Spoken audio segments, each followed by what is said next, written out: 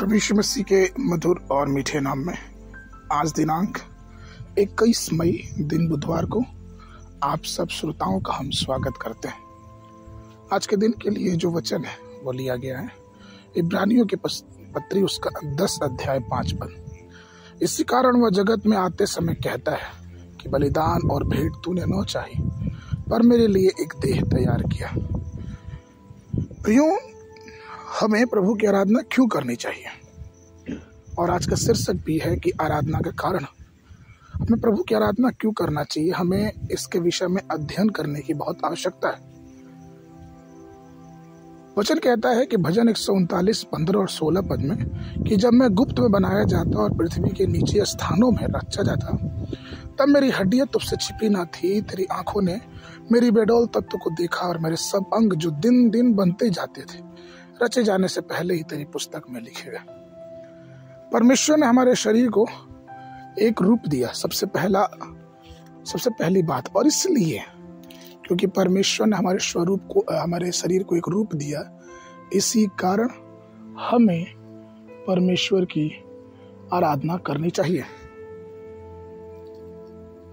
दूसरी चीज, भजन संगीत 139 के 14 में लिखा है कि मैं तेरा धन्यवाद करूंगा इसलिए कि मैं भयानक और अद्भुत रीति से रचा गया, तेरे काम जो आश्चर्य है और इससे भली भांति जानता हूं। दूसरी चीज, हमें परमेश्वर की आराधना इसलिए करनी चाहिए क्योंकि उसके कार्य हमारे जीवनों में एक बहुत बड़े आश्चर्य के कार्य, अर्थात हम कभी सोच नहीं सकते या फिर हम उसके कार्यों को समझ नहीं सकते अपने संसारिक बुद्धि से, जब तक परमेश्वर की आत्मा हमारी अगुवाई ना करे।